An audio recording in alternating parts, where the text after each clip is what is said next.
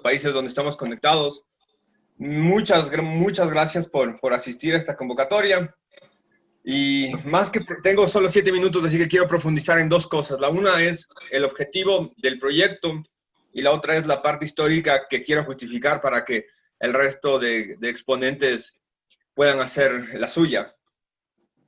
Hace algún tiempo surgió la idea de empezar a organizarnos, porque el hispanismo es una corriente que viene moviéndose bastante en el continente y en España igualmente, pero que está desarticulada. Yo estaba previsto viajar en marzo a España a presentar la edición española de mi libro Quito fue España, Historia del Realismo Criollo, pero lamentablemente la pandemia lo impidió y la idea era hablar en persona con Julio, con Oscar, con varios amigos en España, reunirnos y llevar esta idea a sus primeros pasos prácticos iniciales. A la final todo esto se acabó todo esto no se pudo llevar a cabo por la cuarentena y demás, pero en julio decidimos retomar la idea con los medios digitales que ahora se nos facilitan de empezar a darnos una organización. Hay una frase muy cierta que dice: la organización vence al tiempo. El gran error nuestro ha sido que por muchas buenas intenciones que hemos tenido, por muy buenas ideas que tenemos y porque la verdad nos acompaña, hemos pensado que vamos a lograr algo sin organizarnos. Quizás ha sido una cuestión subconsciente, pero es el momento de suplir esta necesidad tan básica, ¿no? Entonces, nuestra idea es que esta sea la primera de muchas reuniones, conferencias y tertulias que vayan expresando el trabajo conjunto que estamos haciendo, porque la articulación ya se ha empezado a dar. Esta, digamos, la presentación oficial del proyecto, que va a tener varias fases. Esta es la primerísima en pañales de todas, y será un trabajo titánico llevarlo adelante, sin duda alguna, pero con la ayuda de cada uno de ustedes va a ser posible. Nuestra idea es tener una organización madre en todo el Hispanoamérica y en España, por supuesto, o en Hispano-Europa, porque la Hispania europea no es solamente el Estado-nación español actual, ¿no? Y también, por supuesto, que abarque al resto de territorios hispanos del mundo a mediano y largo plazo. Pero bueno, vamos paso a paso. El primer paso es esta reunión pública para que nos conozcamos mejor, entendamos nuestro trasfondo histórico y lo que podemos hacer al futuro. Y para esto, yo solo quiero tomarles unos 5 minutos más con una breve explicación sucinta y muy general de nuestro pasado común, que entiendo que para la mayoría de nosotros está clara, pero de cualquier manera es bueno repasarla. La monarquía hispánica, lo que comúnmente se llama el Imperio Español, que a pesar de sus numerosos defectos y múltiples errores, funcionaba convenientemente para sus integrantes, fue una unidad, un sistema y una estructura político de alcance mundial, poliárquica y multinacional para fines prácticos. Había demostrado durante siglos ser real, su doctrina política, el realismo católico, siendo capaz de integrar nacionalidades antagónicas, tensiones sociales e intereses económicos dispares, a menudo conflictivos, donde los estamentos superiores de América formaban parte integral de la élite imperial de la monarquía, donde las necesidades de los más humildes eran reconocidas, protegidas y aún se facilitaba su promoción e integración. Enlaces familiares, logros políticos y económicos, pero sobre todo una unidad de destino, fines comunes y compartidos, así como relaciones de todo tipo, desde lo cultural a lo científico, sustentaban el tejido de la monarquía hispánica, en la cual cada reino y provincia integrante, ya fuera en Europa, África, América o Asia, aportaba su singularidad particular, incrementando un rico acervo común de forma orgánica, complementándose los unos con los otros, logrando así consolidarse como el primer poder verdaderamente global de la Tierra en toda su historia. Basada en su unidad, la monarquía hispánica, de la cual el reino de Quito, mi reino, formaba parte integral y por la cual lucharon y murieron denodada y heroicamente sus hijos criollos en contra de la mal llamada independencia, regando con su noble sangre la tierra que hoy pisamos. Y Quito, al igual que las demás provincias y reinos americanos, en correspondencia con su identidad imperial, obtuvo y mantuvo su participación efectiva y suprema en la política y la economía mundial, siendo, como parte de esta monarquía universal, no solo respetada, sino temida y aún reverenciada en todo el orbe.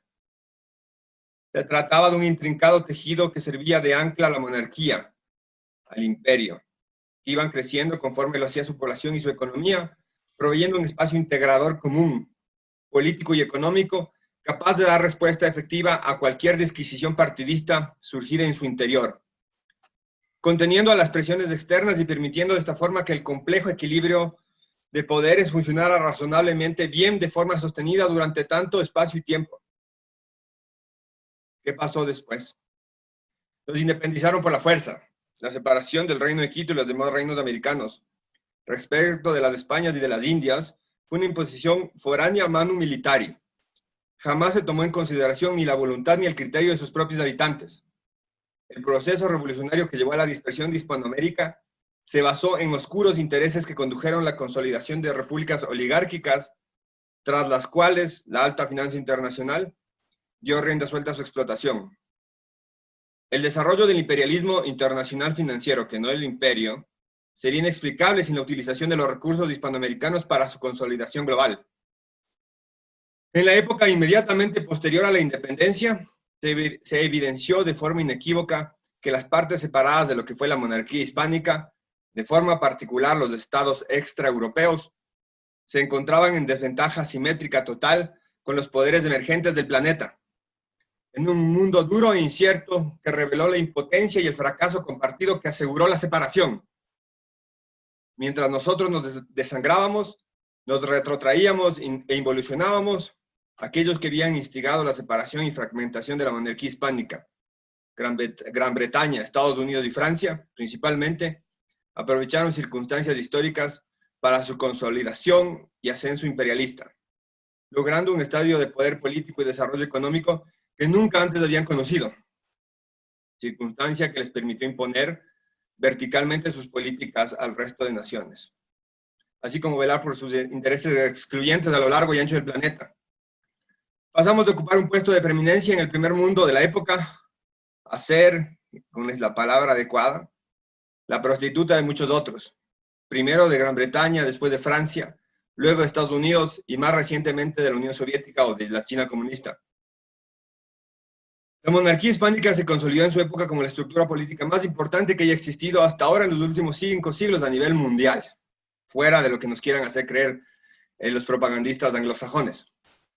Sostén de multiplicidad de pueblos y matriz de diferentes etnias, fue demolida desde adentro en un plan excelentemente orquestado por la plutocracia apátrida residente en ambos lados del Océano Atlántico y los eternos enemigos extranjeros que ha tenido España.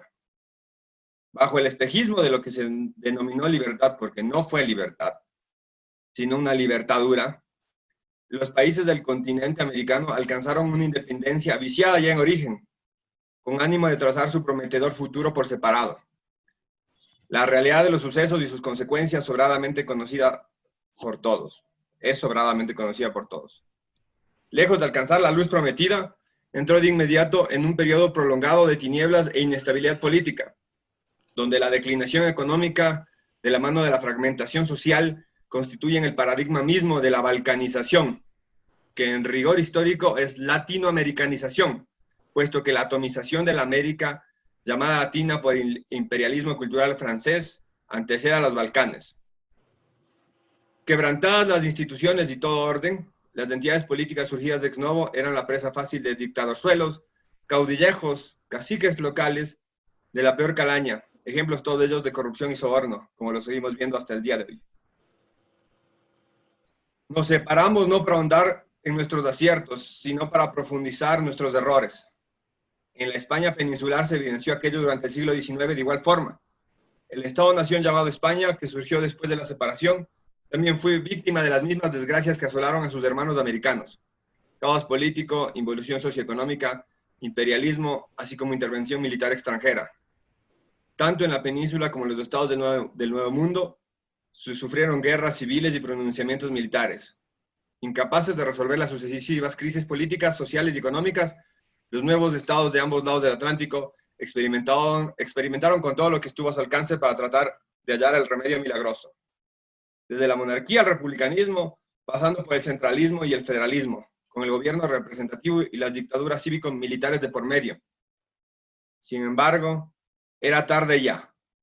Desafortunadamente no existía solución eficaz para aquellos estados que negaban su misma esencia, cuya estructura fundamental había sido destruida por la guerra a la independencia y cuyo sistema revolucionario había acabado con la mayor base económica más grande que conociera su tiempo. La mayor base económica que conociera su tiempo.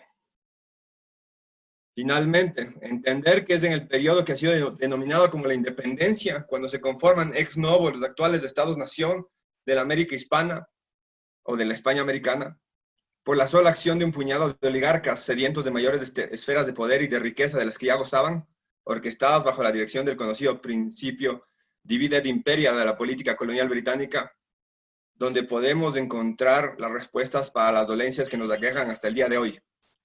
La acumulación agropecuaria en el sector primario, el estancamiento en una fase agraria de nuestros países y sociedades, de nuestras economías, impidiendo la normal evolución hacia los sectores secundario y terciario de la cadena productiva, o sea, la nunca realizada revolución industrial, y la ausencia de significativos desarrollos políticos, culturales y, por extensión, científico-técnicos, se explican con facilidad tomando como punto de referencia el periodo de la mal llamada independencia, y lo que ocurrió en las inmediatas décadas posteriores, productos exclusivos de esta etapa. Dicho esto, no me largo más, les agradezco a todos, es un somero análisis muy corto de lo ocurrido en tanto tiempo, que fuera de la realidad histórica, ahora lo que queremos es no solo entender y de alguna manera lamentarnos por lo que nos sucedió, sino buscar una solución posible para nuestro futuro. Muchas gracias. Muchas gracias.